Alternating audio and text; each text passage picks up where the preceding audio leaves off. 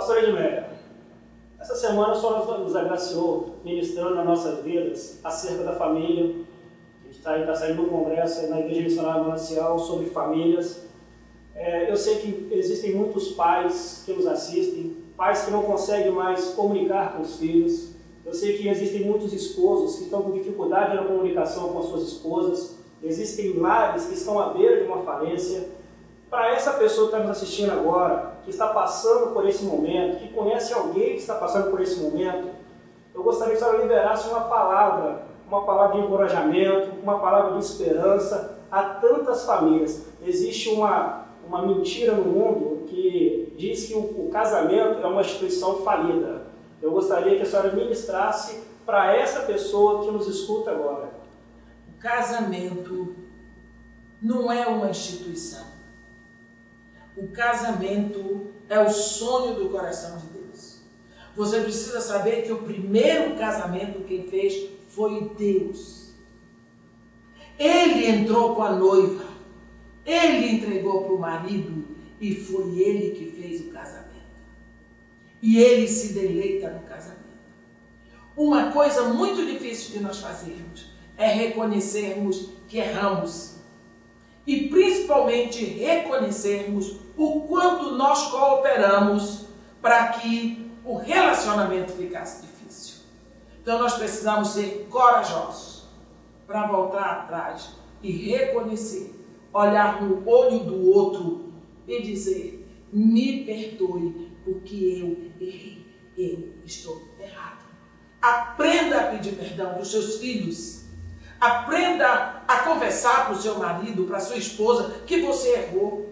Porque você tem que reconhecer que você é pecador, que seu marido é pecador, sua esposa é uma pecadora, seus pais são pecadores, seus filhos são pecadores, todos nós cometemos erros. Então nós precisamos, primeiro de tudo, tirar essa pedra horrível de eu não errei. Errou. Você cooperou para que o outro errasse. Então, sente para conversar. A Bíblia diz que tudo é feito por intermédio da comunicação, da palavra, do verbo. E sem a comunicação, nada do que foi feito se fez. Por quê? Porque a vida está na comunicação. A vida está na palavra. A vida está no verbo. E a vida é a luz. E quando essa luz da comunicação resplandece nas trevas de um relacionamento doente, as trevas se dissipam. Então, quebre esse gelo, quebre paradigmas, vença essas barreiras e vá à frente confiando, porque a palavra de Deus lhe assegura que todas as coisas são feitas através da comunicação. Quando Deus olhou para o mundo, a Bíblia diz que a terra era sem forma e vazia. Havia trevas sobre a superfície do abismo, o Espírito de Deus se movia sobre as águas, mas não aconteceu nada. Aí Deus vem com a comunicação, com o verbo e diz: haja luz. Pá! Aconteceu alguma coisa, por quê? Porque Deus comunicou. E depois Deus disse assim: haja separação entre luz e trevas. E houve. Então, a palavra é que vai fazer diferença. Abra a sua boca. Pense nas palavras que vai dizer. Esteja pronto para dizer palavras que constroem, palavras que edificam, palavras que ajudam, e você vai ver a diferença que vai acontecer no seu relacionamento.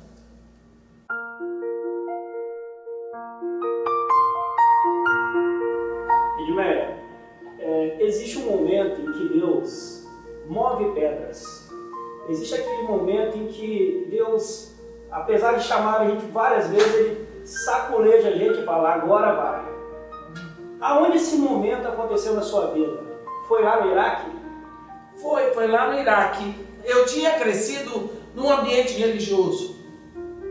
Cresci num ambiente evangélico e, menino, eu tocava órgão, eu era organista de igreja, cantava hino, dizia para todo mundo: sou crente. Eu tinha jeito de crente, aspecto de crente, eu acreditava que era crente, não bebo, não fumo, não danço, não. Mas eu era uma perdidona. foi quando eu estava morando no Iraque, em Basra, extremo sul do Iraque, fronteira com o Kuwait, que por causa de uma menininha beduína, que era pastora de um rebanho bom, e era o único rebanho que passava na frente da minha casa, o nome dela era Suheila Zuhaim. Então um dia ela vinha voltando, fora do horário dela, e ela era minha amiguinha, porque todos os dias eu dava para ela um lanche, era o khubz, que era o pão com coisa dentro, e um sanquique, que é um suco de laranja concentrado, tipo um manguari.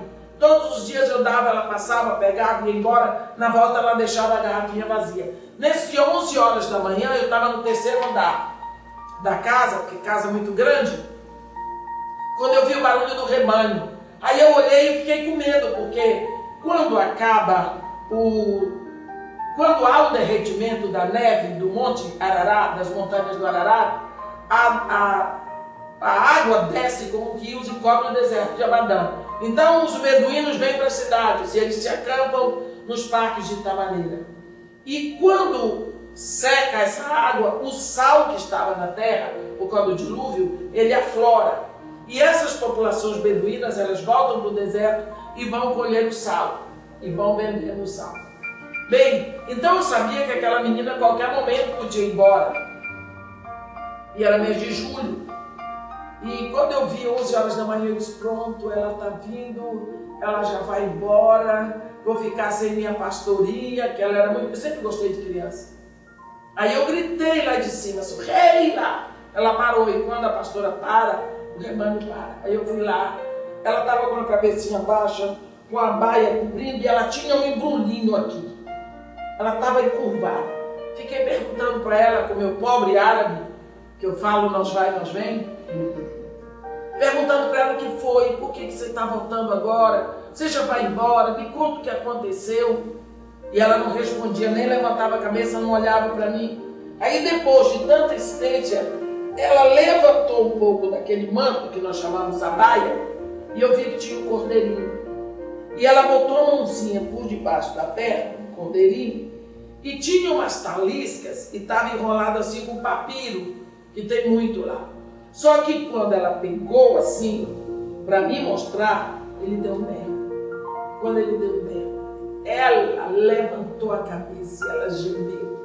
Mas ela gemeu tão alto, a dor daquele cordeirinho, que as lágrimas caíram assim.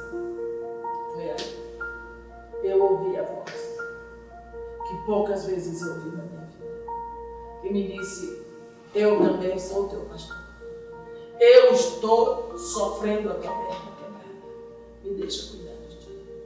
Foi aí que eu entrei em casa e depois de tantos anos eu estava no centro da sala, de joelho, chorando e dizendo, se eu ainda sirvo para alguma coisa, me leve embora daqui. E no dia 22 de setembro, começou a guerra no Iraque, nós fomos para o Kuwait, do Kuwait viemos para o Brasil, e a minha primeira aquisição foi uma Bíblia. Chegando no Rio de Janeiro, a Petrobras pediu meu marido para ficar no Rio de Janeiro. Nós ficamos morando 3 meses num hotel, no Luxor Continental do Leme, e eu comecei a ir para a igreja. E aí a minha vida começou, convertida. A minha conversão se deu aqui. Nós recebemos a nossa amada irmã Edmeia, essa pérola na mão de Deus, esse presente que o Espírito Santo recebeu mesmo.